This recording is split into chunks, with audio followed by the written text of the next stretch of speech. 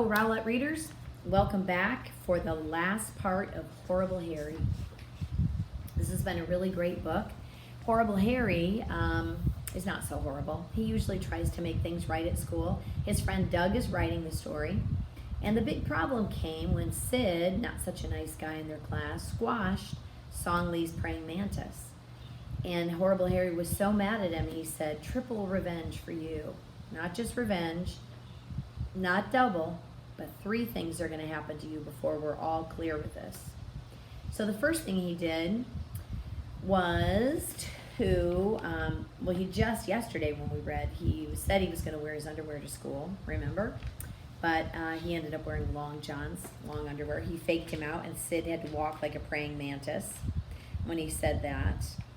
And the other one he said, trying to find it in here, he gave him the wrong snack. Remember when the big apple guy came? They were only supposed to have a healthy snack, and if everybody brought one, they could play at recess. And he handed Sid a chocolate. So let's see what happens for the 3rd revenge. The next morning, when we lined up to go into the school, Harry announced his news. "Guess what? I'm going to be 9 on February 6th. Grandma's giving me a birthday party." "No kidding," I said. "That's so cool. What are you going to do?" "It's a surprise," Harry said. "Grandma's taking us all to a special place in her Googmobile." "Googmobile?" Mary and Ida shouted. "It's a van named after a cat, the Goog," I explained. "What does it look like?" Mary asked. "Does it have whiskers?" Ida added. "When you ride in it, you'll see," Harry replied. "It's awesome," I said. "I've seen it before. It's in Harry's garage." Zuzu and Dexter joined our conversation. Sydney looked on a few steps away. "I've got the invitations with me today," Harry said in a low voice. He patted his back pocket. It was bulging. "I'm passing them out now before school. Read them after school and don't talk about them. You know Miss Mackle says handing out party invitations in the classroom is kind of rude." "This is yours, Doug." "Thanks," I said. I liked the cow sticker on the front. Then I put it in my pocket. "Moo," Harry replied with a grin. "This is your Song Lee," Harry said. She tucked the invitation inside her flowered purse.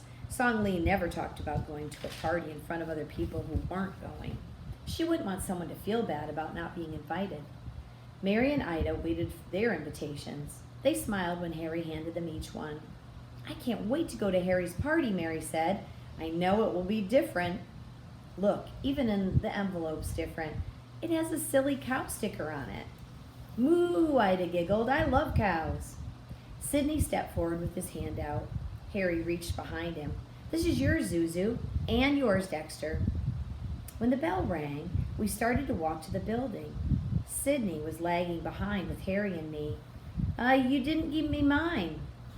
"No, I didn't," said Harry. Sydney paused and then dropped his head.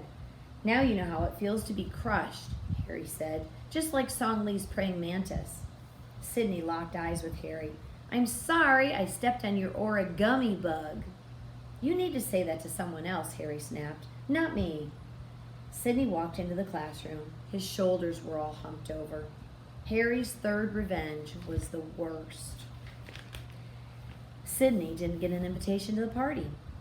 Later that morning, during writing, I noticed Sydney was folding some green construction paper. Harry was drawing a picture of Appleman to go with his story, The Adventures of Appleman. Song Lee was writing a poem, and I was writing about Pajama Day. Suddenly, Sydney walked over to Song Lee and handed her the crumpled green paper. Harry and I looked up and listened to his conversation with Song Lee. "This is for you," Sydney said. "I never realized how hard it was to fold paper to make a praying mantis. I'm really sorry I stepped on your origami. It was a rotten thing to do." Song Lee held the green folded paper in the palm of her hand. It didn't even look like a praying mantis. It looked like a blob. "It's okay," said Song Lee. "I can make another one. I feel better now." "Do you forgive me?" "Of course," Song Lee said with a warm smile. "Friends forgive each other when they say they're sorry. I can tell that you really mean it." Sydney quickly wiped his eyes and went back to his seat. So maybe he even had a couple tears about it. When he got there, he took out a Kleenex from his desk and blew his nose. Harry got up to sharpen his pencil. On his way back to his seat, he pulled out a white envelope from his back pocket and dropped it on Sydney's desk. Sydney smiled when he saw what was on the front, a cow sticker. It was an invitation to Harry's birthday party. So we did have one for him. He was just kind of holding back to make him pay a little bit, make him feel kind of bad. "Moo!" Sydney blurted out. Then he quickly covered his mouth. When Miss Mackle looked over, she said Sid quickly apologized. "Sorry." Sid tucked the invitation away in his backpack. He remembered Harry's instructions. As soon as Harry sat down, he leaned over and whispered, "You had Sid's invitation all along?" Harry nodded. "You were planning to give it to Sid?" I asked. "Yep, but not until 3 o'clock. Harry grinned. "I wanted him to suffer a little bit, but I changed my mind." I nodded. I knew why. The next chapter's called Cow Patty Party. You're invited. Harry's 9th birthday invitation was really weird. It was brown and round, and it was gross. It was a cow patty. There were half-written poems inside that said, "Use your noodle, think of a barn. We're going to a party at the..." Did you get it? What rhymes with barn, I thought. Beats me.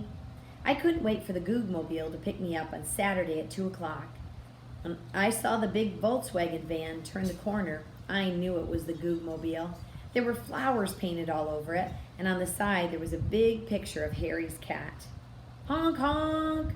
I waved goodbye to my mom, and then I ran out to the van. Here's a close-up of the van. The Googmobile.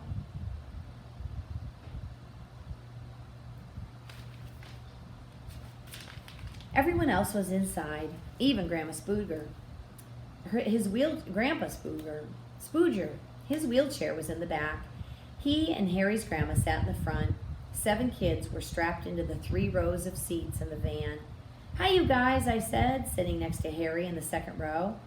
"This van is so cool," Dexter said. "How old is it, Grandma Spooger?" "Well, I had it during my college days at Berkeley," she said, "during the 60s. "Wow," said Zuzu. "That means this Googmobile is about 40 years old." "We take good care of it," Grandma Spooger said. I noticed everyone had a present on their lap for Harry, except for Sydney. His was on the floor. He said it was too heavy to lift. "Where are we going?" Mary asked. "I gave you 2 clues on the invitation," said Harry. "The cow sticker and my poem. What rhymes with barn?" "There aren't too many words that rhyme with barn," Mary grumbled. "Darn," Zuzu replied. Then he laughed. Grandpa Spooger laughed too. "Looks like you fooled him, Harry." "I did, Grandpa, but they even had a 3rd clue. That invitation was one with a big cow patty. Where do you find those things?" "I put one in my dad's mailbox once," Grandpa Spooger said. "We used to live on a farm in Indiana." Song Lee giggled the loudest. As the Googmobile passed grazing cows in the countryside, Mary called out, "I know where we're going. We're going to a farm." "All right," Harry exclaimed. "You finally got it. The milk farm." Zuzu got out his invitation and read the poem with 2 missing words. "Use your noodle, think of a barn. We're going to a party at the blank blank. Milk farm." Mary made a face. "Harry Spooger, farm and barn do not rhyme." "Well, they almost do," Song Lee said. "It's still a fun poem, Harry." Harry flashed Song Lee a toothy smile. "Dibs on sitting next to you at the party." Song Lee's face turned rosy red. "Dibs on sitting next to the birthday boy," Sydney added. Harry rolled his eyeballs, but he didn't object. Well, it was exciting when they finally arrived at the milk farm. A huge wooden cow stood on the roof holding a gigantic strawberry ice cream cone. "Okay, everyone out," Grandma Spooger said. "Stay together now. We have a table reserved inside." This looks like the sign on the top of the building.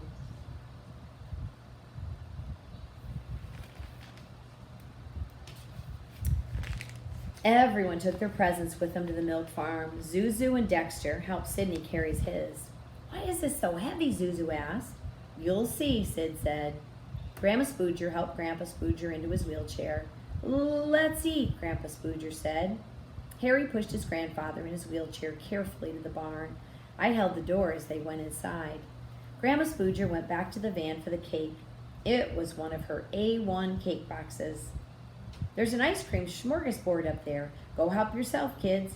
Make yourself a super sundae, she said. We all got in line and made our creations. Sid's had the most stuff on it. Song Lee put 9 strawberries on her sundae. I made a banana split. And when Mary just ordered a kitty cone, Harry said, That's what I'm bringing home for the Goog. Mary just rolled her eyes and licked her cone.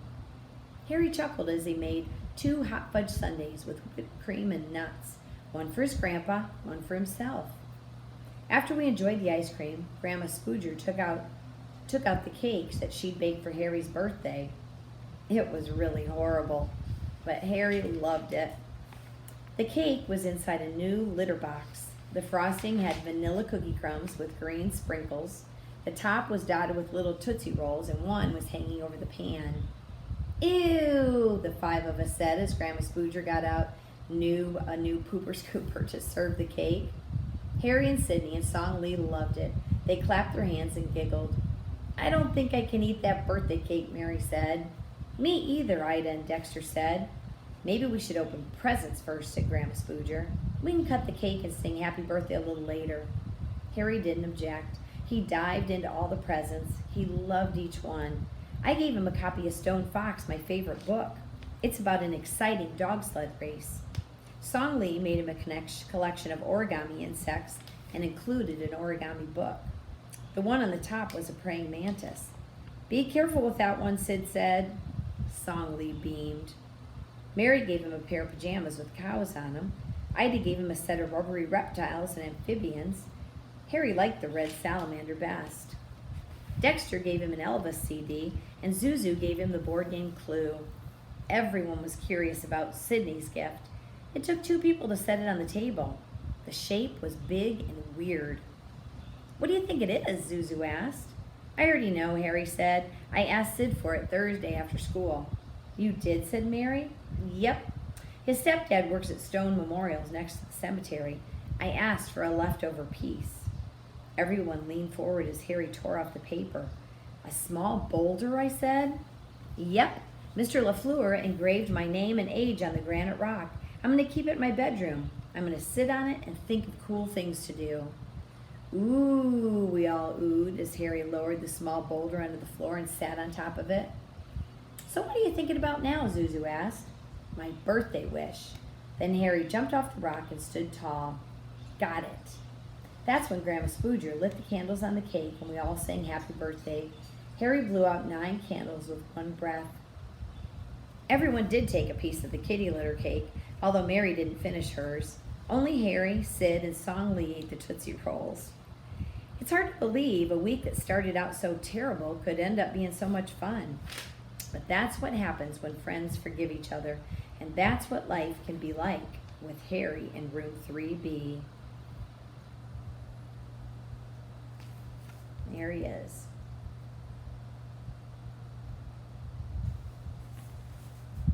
Harry's horrible birthday cake recipe. So if you end up going to the library and getting this book, you could look at the recipe and copy it down for the horrible kitty litter cake. And the other thing they leave in here is the Lebanese cookie recipe that you could bake with your family too. So it gives you some secrets tucked in the back. Well, I hope you enjoyed Horrible Harry. If you did, we have just tons of other Horrible Harry books. They're always fun. There's always some kind of a problem that gets solved and always the same characters. So Horrible Harry is not quite as horrible as you might think.